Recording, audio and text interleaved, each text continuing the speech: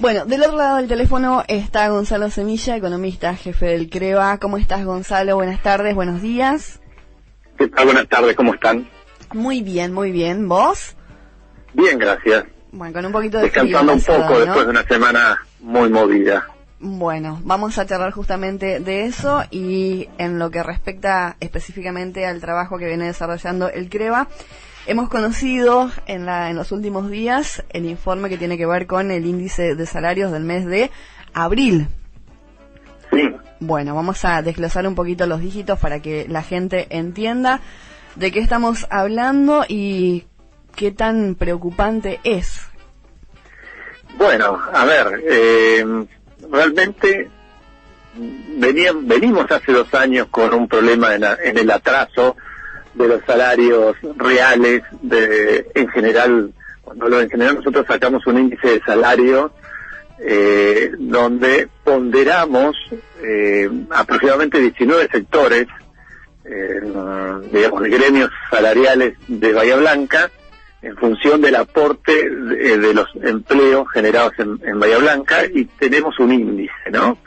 Y este índice lo que nos demuestra es que hace 2 años que venimos atrasados, porque generalmente tuvimos los últimos 2 años un índice inflacionario muy alto y muy por encima de lo que fue la variación nominal de los salarios. Siempre y medimos nosotros nuestro salario real. Nuestro poder adquisitivo viene atrasado, siempre viene por detrás de lo que son las subas de precios. Y en este caso no fue la excepción. Si bien en algún momento pensábamos que 2020 podíamos tener alguna recuperación, yo te estoy hablando de fines del año pasado, principio de este año, había perspectivas de poder recuperar, porque tener 3 años consecutivos de caída o pérdida de salario real realmente es algo inédito, y eso se condice con el gran avance de la informalidad, precariedad, pérdida de empleo, etcétera. Pero claramente esto volvió a suceder. ¿Y cuál es el problema de que haya vuelto a suceder? Es la pandemia. Claramente la pandemia, que fue un hecho impredecible, improbable, nadie lo esperaba en ningún lugar del mundo. Obviamente Bahía Blanca no está exenta y repercutió fuertemente en el ingreso de los trabajadores. Eso por un lado. Si bien no hay grandes índices inflacionarios, porque bien lo sabemos, son índices muy bajos, del 0,9, del 1,5, del 2% mensual, sí hubo acuerdos en gremios y empresas donde decidieron bajar en algunos casos hasta un 25% del ingreso salarial, con el único objetivo de mantener la fuente laboral. Entonces, otra vez nos encontramos perdiendo aproximadamente un 6% de salario real en el mes de abril. Bien, bueno, y estos dígitos en los que, como vos decías, la pandemia ha impactado fuertemente. ¿Ha impactado hasta donde era previsible o incluso un poquito más, Gonzalo, de acuerdo, por supuesto, a la experiencia que tienen ustedes en este campo? No, yo te diría que siempre impacta más de lo que uno cree, porque es muy difícil medir el impacto. Uno hace algunas estimaciones preliminares, pero a medida que va pasando el tiempo uno va revisando esas proyecciones y va ajustándolas. Y esto no solo pasa en nuestro caso, que dentro del propio centro y de análisis de Bahía Blanca, sino cuando uno revisa estadísticas propias del INDEC, también del Banco Central, del Fondo Monetario y de otros organismos internacionales, siempre terminan ajustándose a números más complejos. Incluso permanentemente uno esperaba que este año tuviéramos una caída de la actividad de 1,5%, interrumpe la pandemia y estábamos hablando de un 5,6%, después estábamos hablando de un 9%, hoy ya se está hablando arriba de un 10%, y eso ocurre porque se va extendiendo la problemática, porque yo me pongo en el lugar de cuando fue el 19 de marzo y había 10-12 días de cuarentena. Yo creo que muchos de nosotros pensamos que pasaban esos 10 días y volvíamos a la normalidad. Exacto. Sin embargo, llevamos más de 100 días, entonces no nos imaginamos, ahora ya está por fuera de nuestra dimensión. ¿Cuánto tiempo va a tardar? ¿Cuándo vamos a salir? Creemos que vamos a pasar la fase 5 y nos aparece un nuevo caso. lo que es el cordón del conurbano, lo que es el AMBA, lo que es Chaco, lo que es Resistencia, digamos, Córdoba, que son, sobre todo el AMBA, donde tengo un cordón agroindustrial muy grande, digamos, o industrial muy grande, ahora está restringido nuevamente, hay más de 15 millones de personas en ese cordón, y eso impacta mucho en el producto bruto de nuestro país. Entonces se va extendiendo, y aquellas actividades que se van liberando de a poco, tampoco están observándose un boom de compra. La demanda está muy deprimida. Entonces, por más que haya protocolos de seguridad que me parecen bien, que los empresarios y comerciantes están muy necesitados que haya algún movimiento, es muy escaso. Obviamente esa escasez de movimiento es muy superior a lo que fue abril, que tuvimos una economía, una especie de apagón en la actividad, pero se ve que a medida que se va alargando, se van actualizando las proyecciones a la baja. Lamentablemente este año no vamos a encontrar prácticamente número positivo, salvo el sector comercial exportador, que sería el único positivo, el resto lamentablemente no.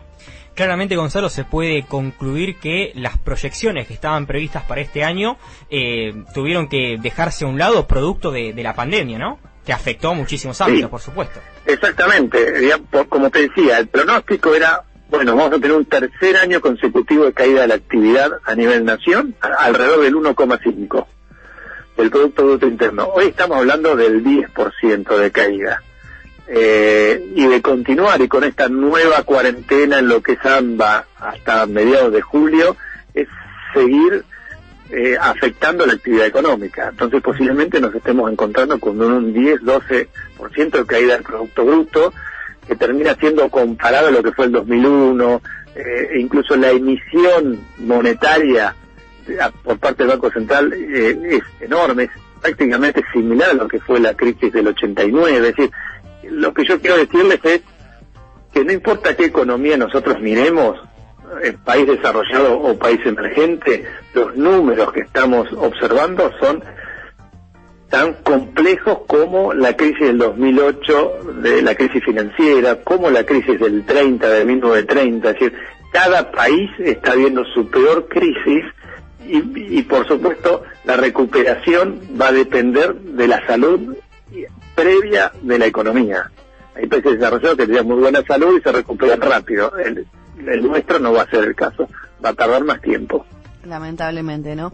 Mencionabas recién, Gonzalo, al INDEC, que en los últimos días ha dado a conocer los dígitos que hablan de la desocupación aquí para Bahía Blanca puntualmente, y números que por supuesto alarman e imagino que no distan mucho de los que pueden evaluar ustedes, ¿no? Mirá, en Bahía fue un contrario, el número contrario a lo que fue Nación. Nación fue 10,4 con un aumento interanual.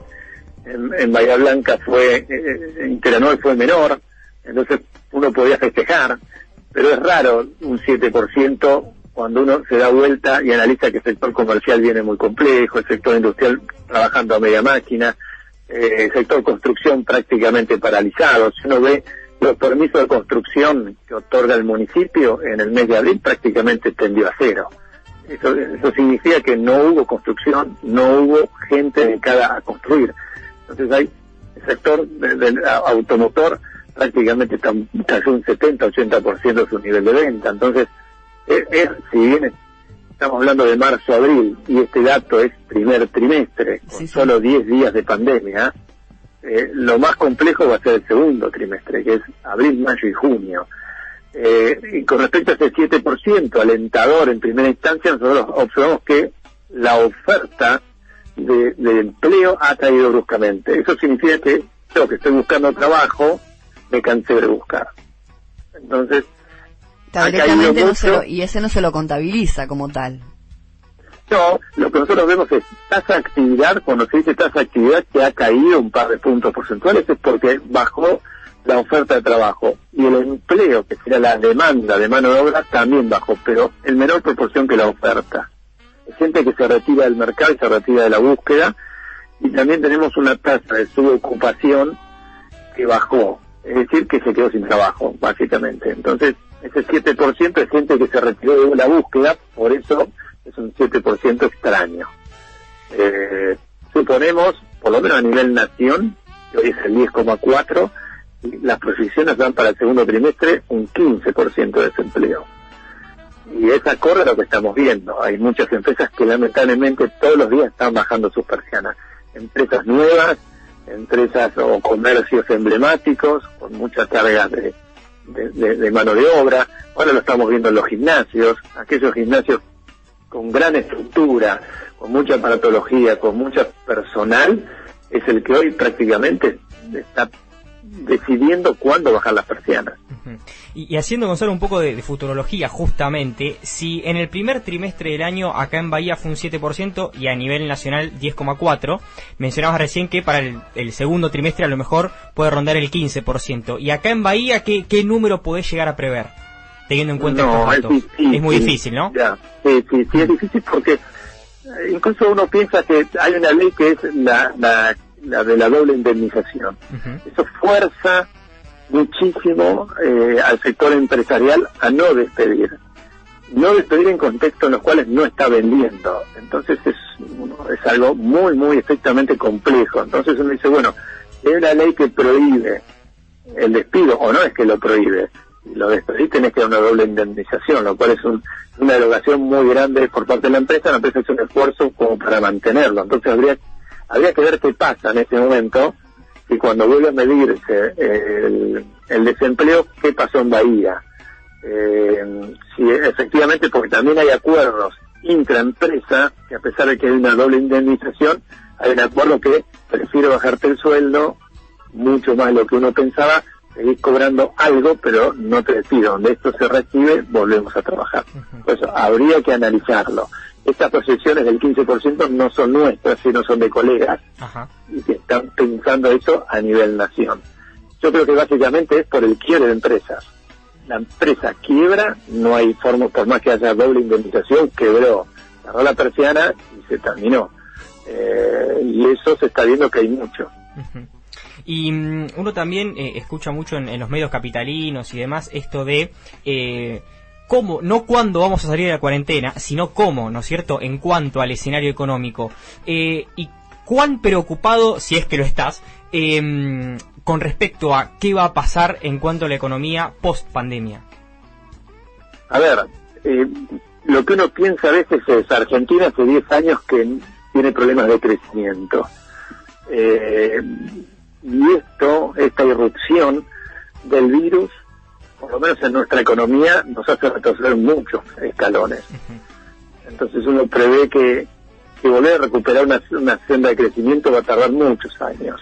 Yo no me animo ni quisiera decir cuántos, porque en definitiva no sabemos cuándo va a normalizarse o cuándo vamos a estar frente a una nueva normalidad. Porque no sabemos, ahora parece ser, bueno, el foco es América Latina, son algunos países de Oceanía, algunos países de Asia, del sur, digamos, hay algunos rebrotes en Estados Unidos, puede haber algo en Alemania, es decir, no hay una vacuna. En general, cuando uno escucha al sector, digamos, científico relacionado a la salud, las vacunas a veces tardan 10 años. Es un promedio de cuando la vacuna está certificada completamente es 10 años. Y acá están trabajando todos los laboratorios del mundo a tiempo récord para encontrar algo que lo contrarreste. Entonces, todavía no sabemos si hay cura, ni cuándo va a estar cura, si va a haber rebrote, si no va a haber rebrote. Estamos llenos de incertidumbre. Si el gobierno sabemos que está haciendo un esfuerzo muy importante, pero mucho más de lo que está haciendo, quizá lo está haciendo en forma ineficiente, algunos sectores no los cubre como correspondería, pero lo que está inyectando en el mercado es algo que nunca ha visto. Está bien, es un escenario inédito y lo tendrá que hacer. En un momento ya empieza con los ATP incluso hasta selectivos, porque ya no puede, digamos, abarcar a todo lo que pensaba en su momento. ¿Sí? La incertidumbre es grande, vamos a caer fuertemente. Se supone que el año que viene las proyecciones es un aumento de un 4% en nuestra economía. Cuando uno cae muy fuerte, el rebote también es relativamente fuerte. Hay que ver cuánto se sostiene en el tiempo. Cae 10%, bueno, volvés a recuperar un 4%. Bueno, el del 2022, ¿seguís en el 4% o bajás al 1% anual? me siguen como yo le estoy tratando de graficar la curva. Es un rebote fuerte y sostenido, es un rebote que se mantiene estable de 4% por año, o vuelve a bajar y tiene un rebote del 1% durante los próximos 4 o 5 años. Y claramente vamos a tardar mucho tiempo en poder revertir estas cuestiones. Gonzalo, mencionabas recién el hecho de que el Banco Central esté emitiendo de la manera que lo está haciendo, y digo, en todo este escenario, que no es el más alentador claramente, ¿cómo juega la inflación justamente allí? Bueno, hoy tiene un aumento del 100% en la emisión monetaria el Banco Central, se asemeja a periodos de hace 30 años atrás. Es un riesgo enorme porque la emisión o la sobreemisión claramente podría impactar en precios. Lo que pasa es que hoy el índice de precios se mantiene relativamente estable y de bajo nivel porque está muy, contenido, acotado, porque tenés todo lo que son las tarifas de servicios públicos que regía por 6 meses, se postergaron 6 meses más. Tienes un consumo muy débil y solo algún sector se mueve, que es algo de alimentos y bebidas, no mucho más. Entonces está contenida. El dólar, si bien es una variable a tener en cuenta, porque cada vez que se movió el dólar tuvimos una gran devaluación, fue directamente a precios. En este caso estamos teniendo una variación del tipo de cambio desde el principio de año hasta ahora de un 14-15%. Está un poquito por encima de la inflación acumulada. Entonces hay microdevaluaciones semanales que no están yendo a precios por el momento. Ahora, esta gran cantidad de dinero circulante podría impactar en el mediano plazo en la inflación, sí. Lo que hoy el gobierno no está mirando eso. Está mirando cómo tratar de compensar este efecto o esta caída tan grande.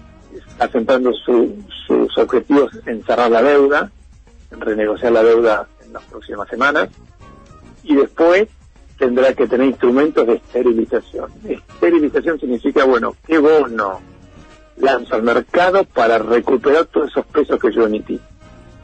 Y obviamente lo tendrá que hacer con tasas de interés del orden del 25 o 30%, que son las que hoy están vigentes.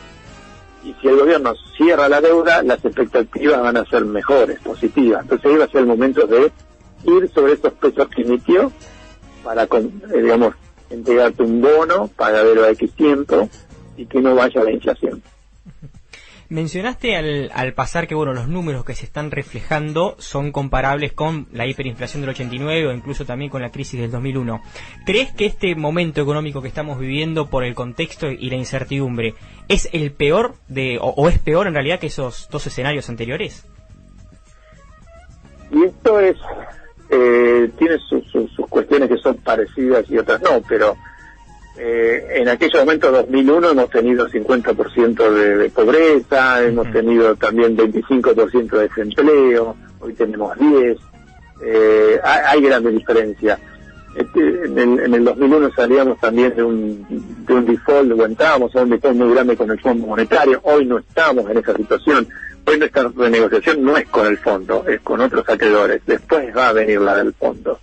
Es decir, y la otra cuestión, que en su momento hubo mucho caos social. Claro. En el 2001, mucho caos, que hoy no está ese caos social. Lo que pasa es que hoy tenemos un problema sanitario importante y tenemos muchísimos infectados, se van multiplicando, y el gobierno hoy está tratando de enfocar sus cañones a que eso no colapse las camas disponibles, y obviamente tiene sus repercusiones en la economía. Es decir, el hecho social o económico nunca vuelve a repetirse. Es decir, no se da por las mismas situaciones. Esto es algo que impactó en el mundo entero y todo el mundo está haciendo un esfuerzo muy grande. Como te digo, algunos tienen mayores grados de libertad para resolver, pero Estados Unidos, que es potencia, Europa, que es potencia, sin embargo, han tenido picos que no han podido controlar. Y nosotros, que no somos potencia, que formamos parte de países emergentes, cuando uno lo compara con el resto de nuestros colegas, podríamos decir que estamos mal, pero no tan mal. A ver, Brasil está complicado y la caída de Brasil a nosotros nos preocupa, porque Brasil cae como está cayendo en alrededor del 8%. Y tiene un impacto directo. Y nos caemos nosotros también. Nosotros, mucho de nuestro perfil exportador, mucho va al Mercosur, básicamente a Brasil, también va a China. Y hoy el mundo está más proteccionista, el mundo está más encerrado. Entonces también cae el mundo, obviamente caemos nosotros, pero multiplicado.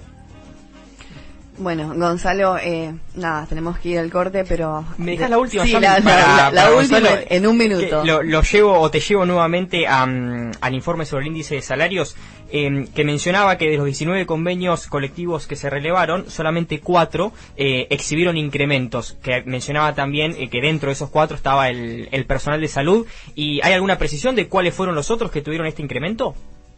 Mira, no lo tengo ahora conmigo presente, bien, como para poder decírtelo. Personal de salud, no. Seguro.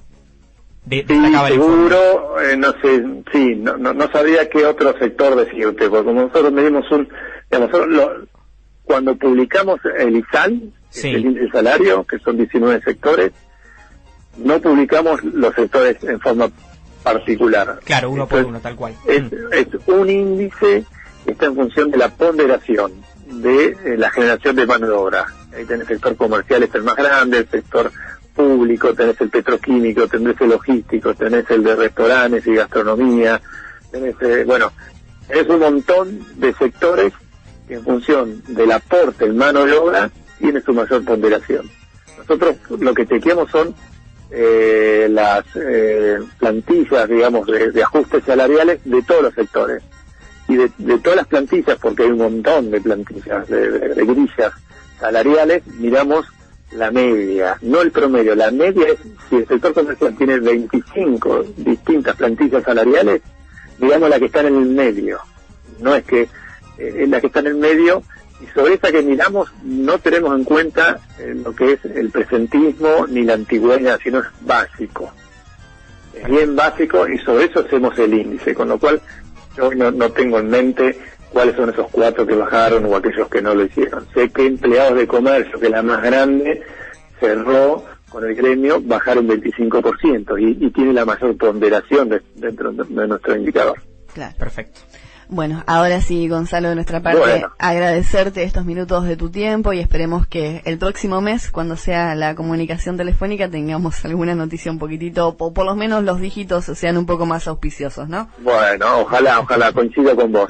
Un abrazo y buen fin de semana, muchas gracias. Un abrazo a todos ustedes, adiós. Hasta luego.